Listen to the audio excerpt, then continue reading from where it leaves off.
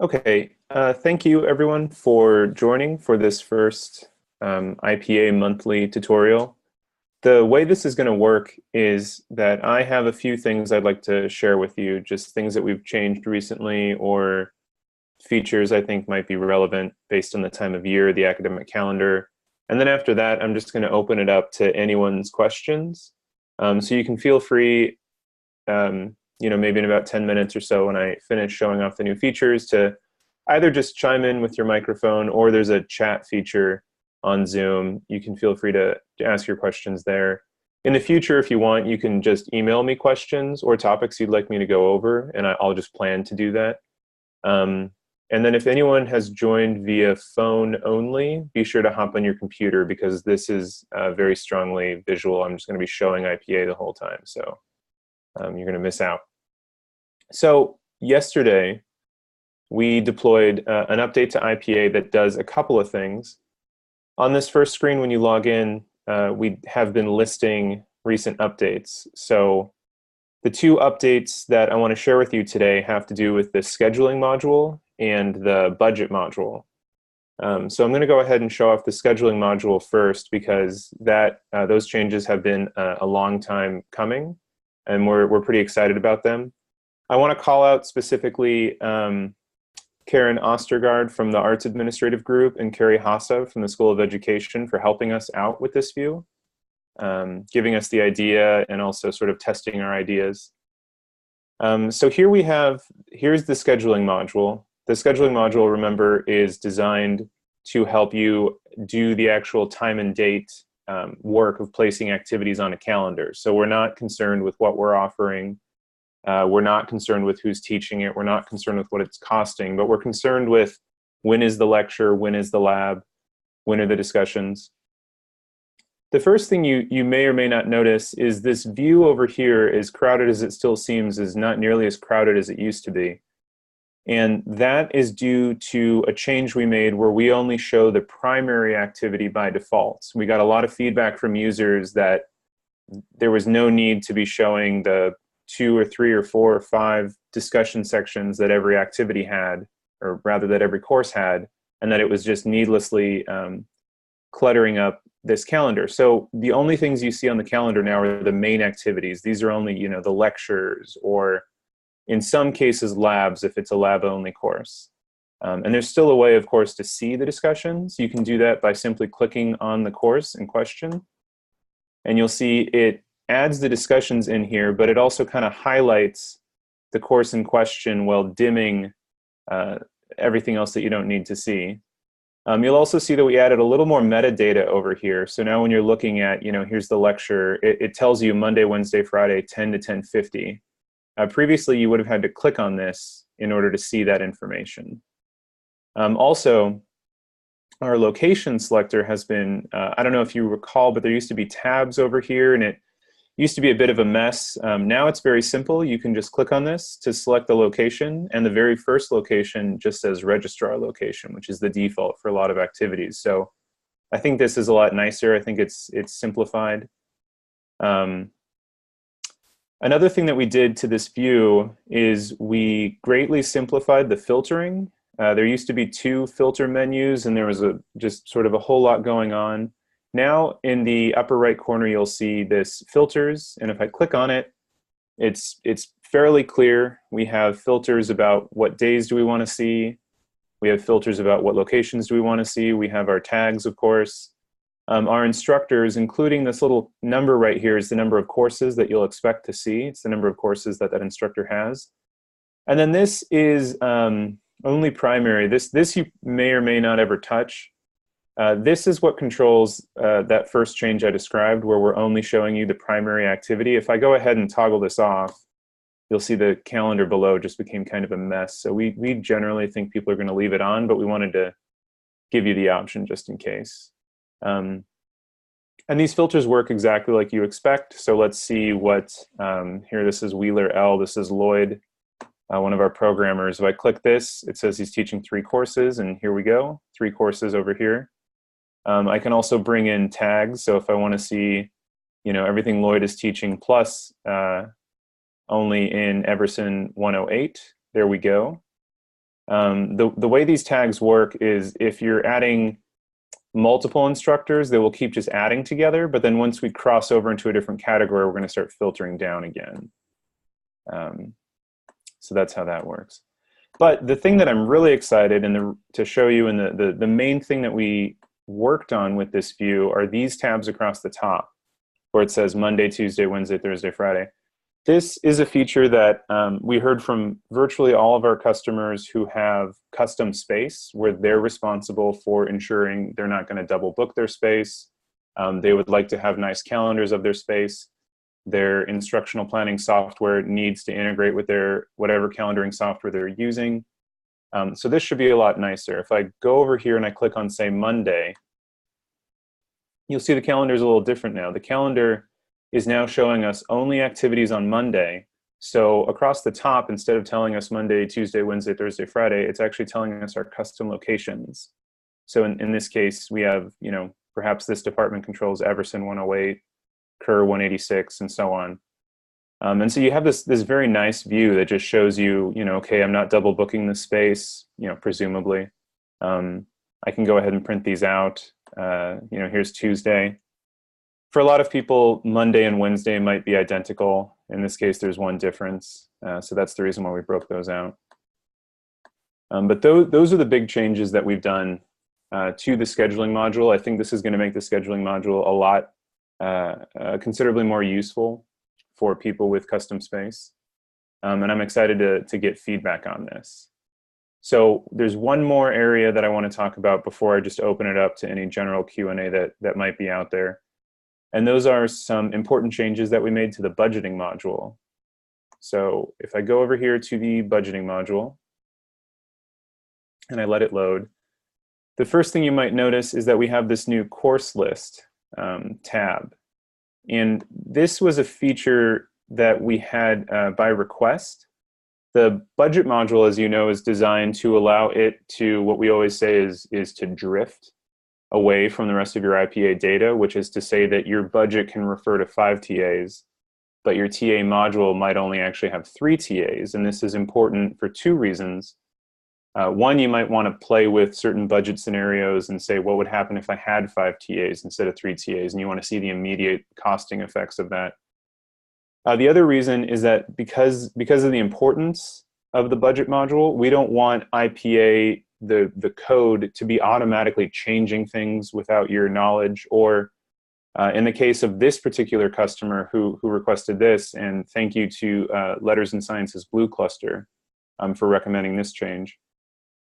They actually have multiple teams working between, say, doing the teaching call and doing the budget.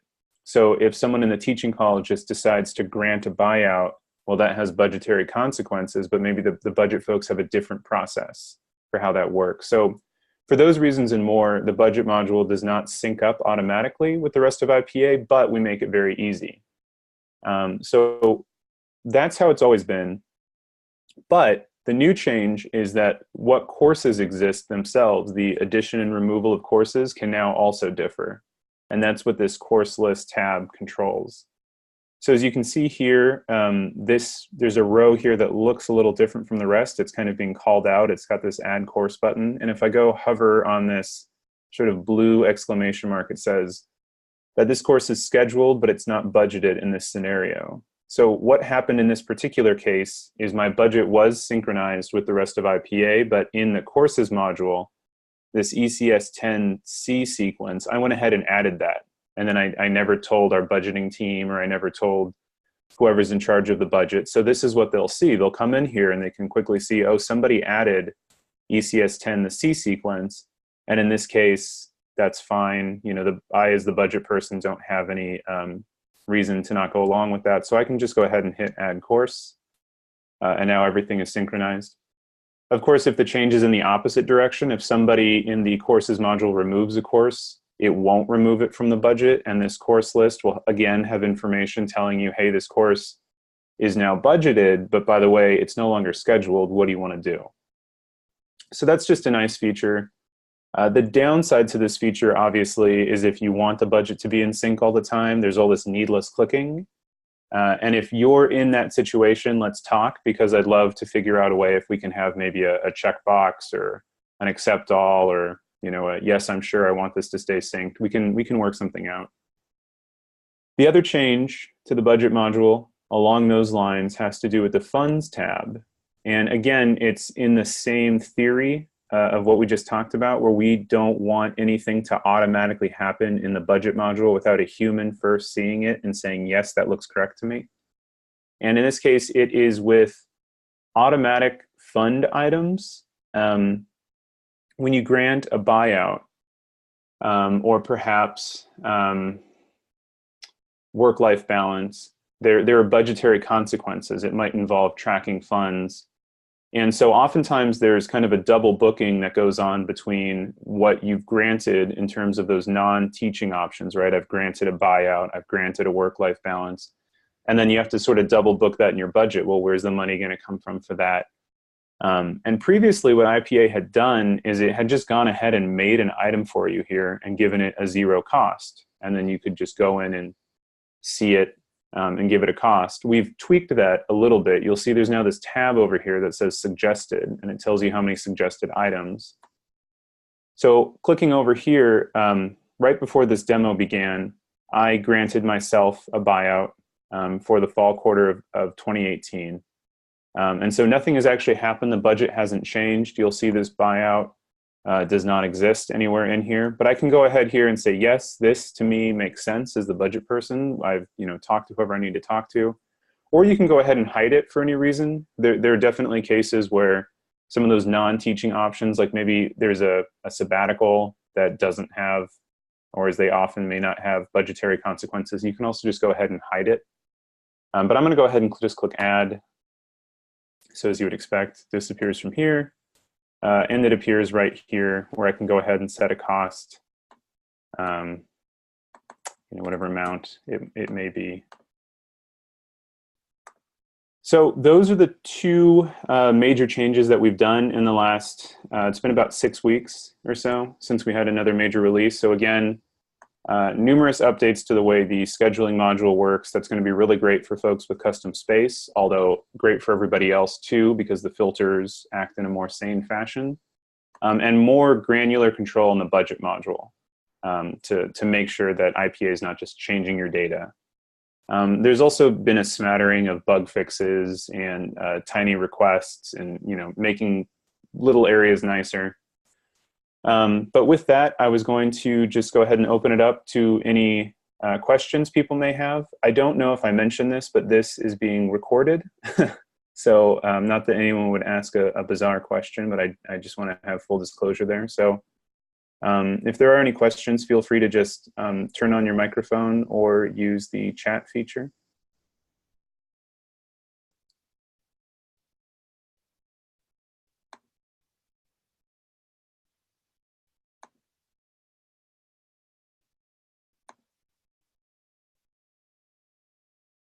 Another area that I want to call out is this little feedback button. I'm not sure how many people have ever used this feedback button, but this is fairly important to us, at least as developers. If you click this feedback button, it takes you to this sort of other website that we have set up, which helps us collect feedback, both in terms of what bugs exist. You can always email IPA help at UC Davis to get help from us. But you can also suggest new features, and this we really like. For instance, we've had numerous individuals come in here and tell us that they would like some kind of bulk reconciliation with the registrar reconciliation report, that they find it too cumbersome to have to go through and click all of those buttons. And it's really good for us to surface that, because we don't do this task ourselves, right? We're programmers and product people, so we need essentially you to tell us, hey, here's where I think IPA needs the most improvement, or here's an idea I have to really make it better. So I encourage everyone to use this. I just click this little feedback button, and you can just go ahead and start typing your idea here. And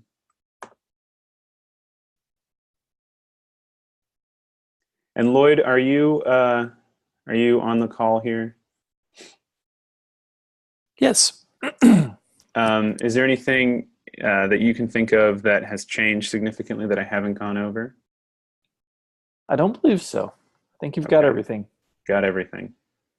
Um, the other thing I want to call out is that we are in our new planning phase. So we spent a long time figuring out how to make that scheduling view better. We've been responding to a lot of budget tweaks um, for individuals in colleges that are getting ready to really use the budget module. But we want to figure out what's the highest value thing for us to tackle next. And I think we're thinking something that has to do with better control of your courses over time. So some kind of view where you can see all of your courses without having to worry about what year they're in, see when they were last offered, and then finally, a long requested feature, enter data such as cross-listing for, this course is cross-listed with that course. Maybe that'll help us go in and do better projections with the census. So some kind of new page that's just a list of your courses outside of any particular academic year. And we might even be able to use that information when a new academic year rolls over to sort of automatically know what courses you should have, or at least get you 80% of the way there. Another feature that this would enable is the every other year courses that I know a lot of you have. This would be a perfect place to list information like that. So I'm going to open it up just one more time for any questions. And if a question occurs to you later, of course, you can always email me or email IPA help or use this great feedback button.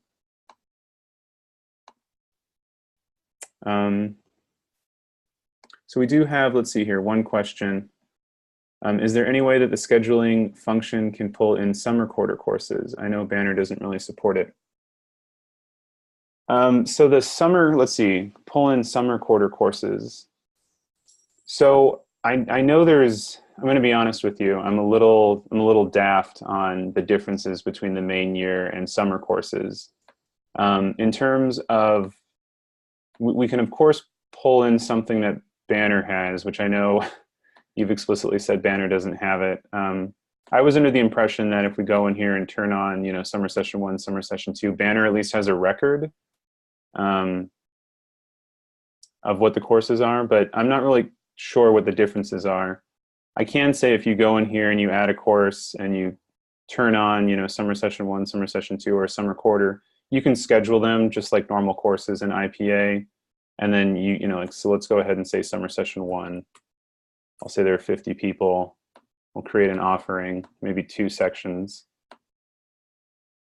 And then if I go over to the scheduling view and change this to summer session 1, you can see the courses. I apparently had some other courses in there for summer session 1. You can go in here and schedule them in the activity view. So hopefully that helps. Okay, good.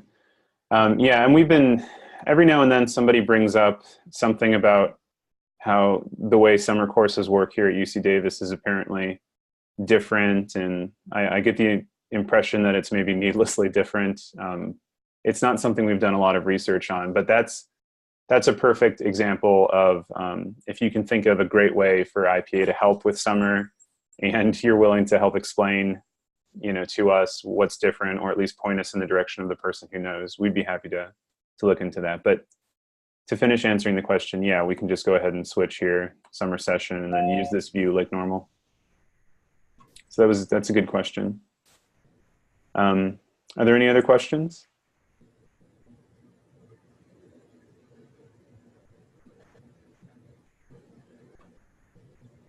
So again, if you come up with some later, IPA help at ucdavis.edu.